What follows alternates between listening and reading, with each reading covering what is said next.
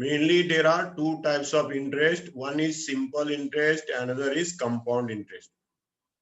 Simple interest is applicable in the business level.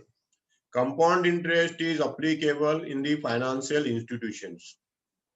Okay, there are two types of interest. Regarding the two types of interest, we calculate the rate of interest, amount of interest and principal, then period of interest, and how to calculate the principal value. All these we calculate under the first unit, simple interest and compound interest. And there are various methods of calculating the simple interest and compound interest. Then what is varying rate of interest? Then the nominal and effective rate of interest, problems based on the concept of depreciation, whatever you studied in your UC second year class, simple straight line method of depreciation and diminishing balance method of depreciation, calculation of depreciation, then original value of asset, rate of depreciation, written down value of asset, period of asset use. All these things we study in the first unit. The first unit is related with interest. Okay. In this interest chapter, we study compound interest and simple interest. Thereafter, we study the depreciation. In the depreciation, there are two types of depreciation. One is straight line method of depreciation. Second is diminishing balance method of depreciation. These aspects we cover in the first unit. First unit, that is simple interest chapter. Okay, the simple interest chapter is having 4 parts. In the simple interest chapter, there are 4 parts. First part is simple interest. Second part is compound interest. And third part is straight line method of depreciation. Fourth part is diminishing balance method of depreciation. These aspects we study in the first unit. First unit. Okay. And I'll take the examples based on the given syllabus. Okay. This is the first unit. And the second unit is bill of exchange. I think you studied the bill of exchange in your PUC first year accountancy. Bill of exchange in your PUC first year accountancy. What is bill? Then definition of bill of exchange. Then discounting of bill of exchange. Whenever you discount the bill with the banker take the bill and deduct his commission, gives the remaining amount to you people. Okay. Bill of exchange is the instrument of credit. It is a negotiable instrument. Okay, it is a negotiable instrument given by one person to another person. It is a trade instrument.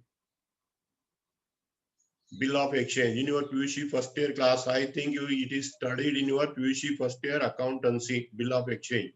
What is bill? Types of bill. Who is the drawer? Who is the drawee? Who is the acceptor? Who is the payee? All those things I think you studied in your PUC first year class. Okay, I'll take the details in this chapter. Definition of bill of exchange. Then who are the parties in the bill of exchange? Then what is discounting of bill? Discounting of bill means giving the bill to the banker and taking the money on that bill. Taking the money on that bill. That is called as discounting of bill. That means whenever there is a financial problem to the holder of the holder of the bill gives the bill to the banker, and banker calculate the interest on the remaining period of that bill and gives the calculate the remaining period of the bill. On that period, you calculate the interest and he deduct his interest and gives the balance amount to the customer. That is called as discounting of bill. Discounting of bill. And whenever the bill is discounted, in that case, there are two types of problems. Problems based on this, you have to calculate the present worth of that bill and sum due, true discount, banker's gain. These are the important aspects or terms related with the examples. Okay. Once the bill is discounted, these technical terms arises. What is the present worth of the bill?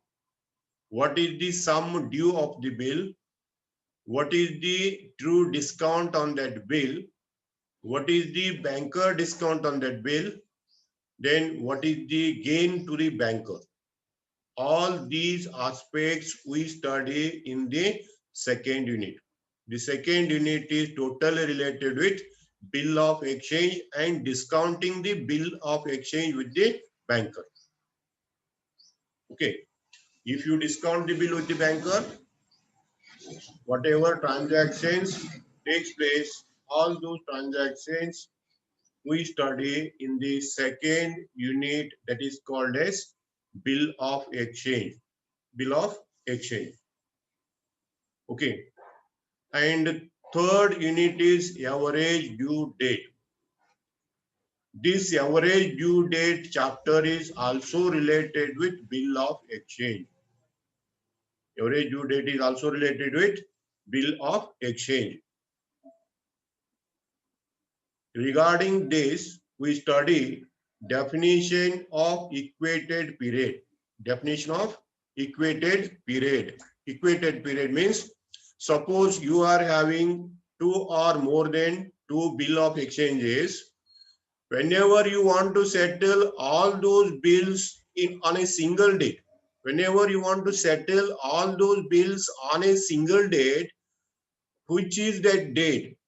That date is to be calculated. Whatever date you calculate to make the payment on all the bills, that date is called as average due date. Average due date or equated period or equated date.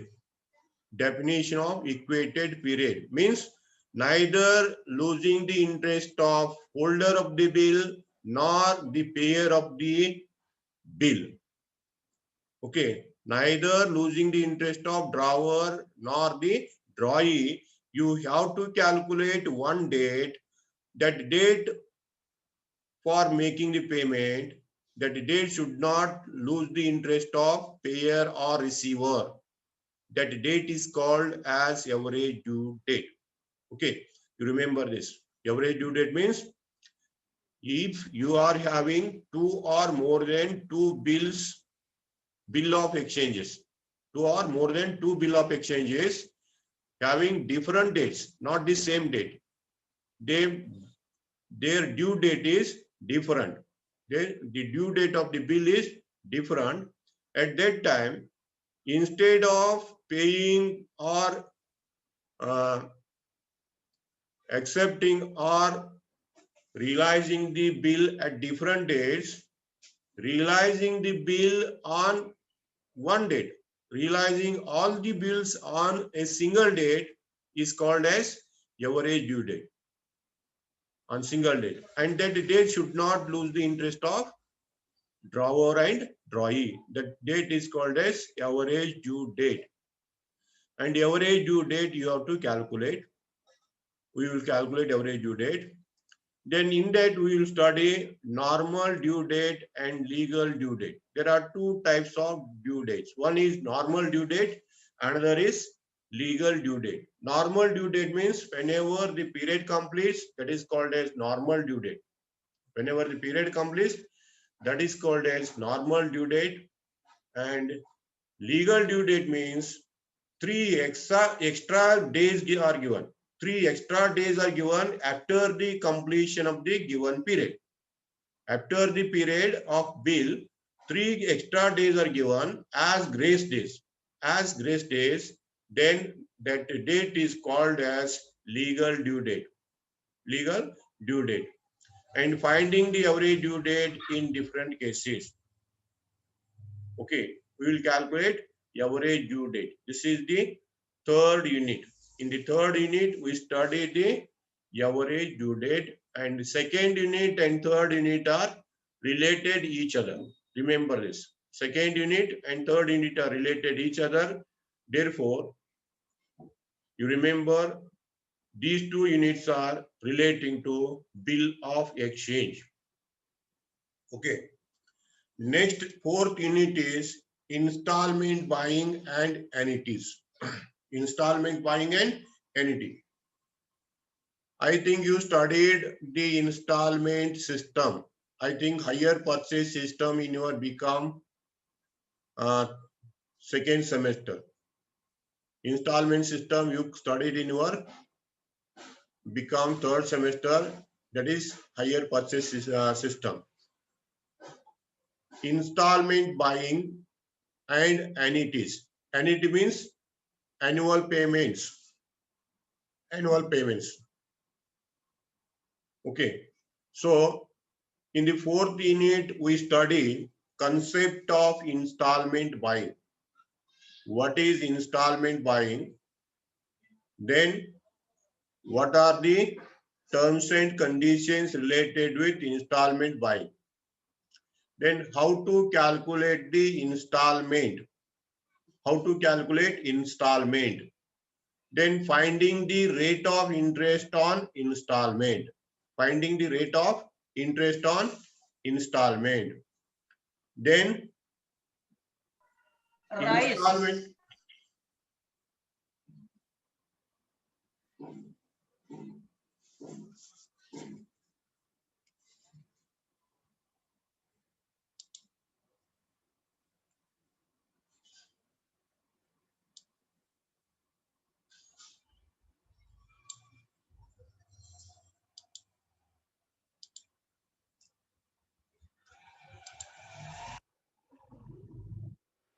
In the fourth unit, there are two parts. One is installment buying, another is annuities. Okay. In the installment buying, regarding installment buying, we study what is installment, how to calculate the amount of installment, how to calculate rate of interest on installment, then how to calculate number of installments. Number of installments. These things we study regarding the installment buying. Then regarding annuity, definition of annuity, annual equal payment. What is annuity? The formula for calculating the amount of annuity. What is the formula to calculate an annuity? Immediate annuity. What is immediate annuity? Annuity immediate and annuity due. Immediate annuity, annuity due. What is the difference between these two? Then present worth of an annuity. Whatever annual value you receive, its present worth. And problems based on annuity. This is the second part. In the fourth unit, there are two chapters. In the fourth unit, there are two chapters. One is installment buying, another is annuity. Regarding annuity, that annuity is applicable for the deposit of amount, recurring deposit scheme. Annuity is applicable for recurring deposit scheme and loan taken on installment base. These are the two concepts we study in the annuities. Remember this. Annuity is related with recurring deposit scheme. For example, monthly you deposit the amount. Monthly you deposit the amount. What will be the amount or what will be the rate of interest? Then amount of interest that we'll study. So the two concepts related with the annuity are, one is recurring deposit schemes, another is loan taken on installment. If you take the loan on installment basis, loan is taken and payment you would like to make on installment base, then the calculation of rate, calculation of installment amount, all that comes under the annuity. Installment buying is related with buyer and seller. Annuity is related with lender and receiver of money. Lender and receiver of money. Annuity is related with the financial transaction. Installment system related with finance is studied under the annuities. So in the fourth unit, there are two chapters. One is installment buying and another is annuities. Okay. And last is time, work and speed. Fifth unit is time, work and speed. In this chapter is related with ratio and proportion. Whatever you completed in the third semester, the ratio and proportion chapter already you studied in your third semester. Based on that, the time, work and speed, chapter we will study. That means relation between time and the work. Okay, relation between time and the work. What is the relation between time and work? Whether that is a direct relation or inverse relation, already studied. Direct proportion, inverse proportion, continuous proportion, like that. You have studied different ratios and different types of proportions. On the basis of proportions and ratios,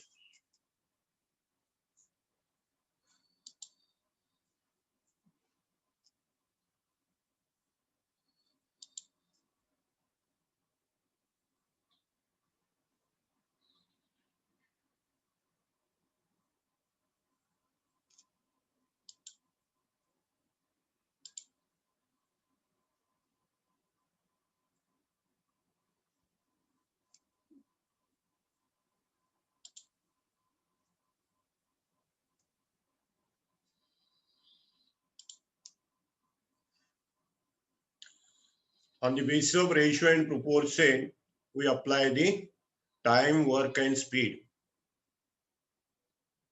This time, work and speed is related with the speed of a train, speed of the work, speed of the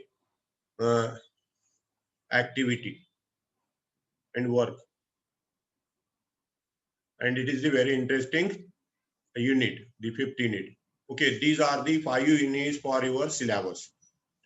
And for these 5 units of commercial arithmetic, you refer 3 books. One is Iyer and Bari.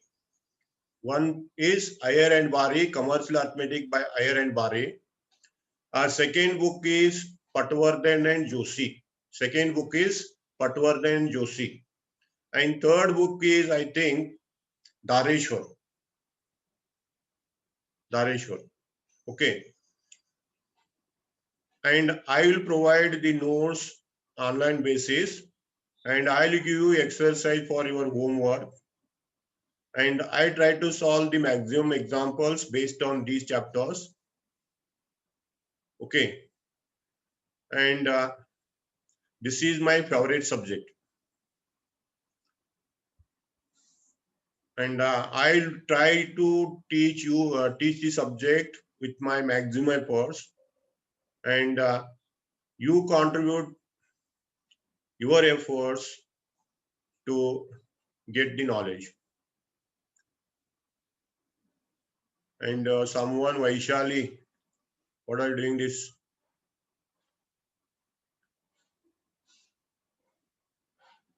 I am recording this video.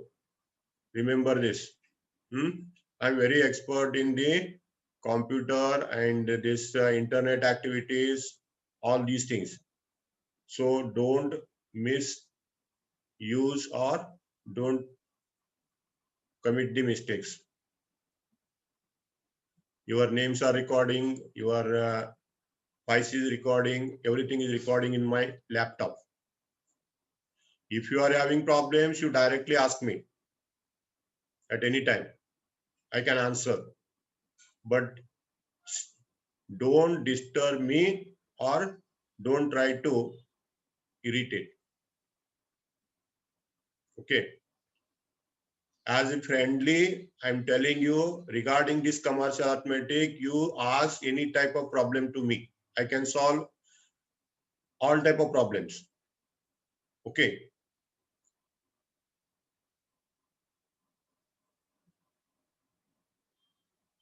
But don't disturb me. And tomorrow onwards, I'll take the first unit. First unit, that is the interest chapter. And today it is enough. Today it is enough. I'll upload the daily video by evening. By evening, I upload in the YouTube. In the YouTube, I upload the video. If you are doubts, you open the video and clarify your doubts. Okay. It is the recorded reference for you people. And today I explained the syllabus, and tomorrow onwards I'll start the syllabus one by one topic. Okay, first tomorrow I'll take the simple interest, and be ready, and your classes will be engaged according to the timetable already given to you people. And by evening I'll create the group of commercial arithmetic. Tomorrow onwards you join the commercial arithmetic group. Okay. Round about 2 minutes time is there. If you want to interact with me, you can interact. This is the syllabus for you people.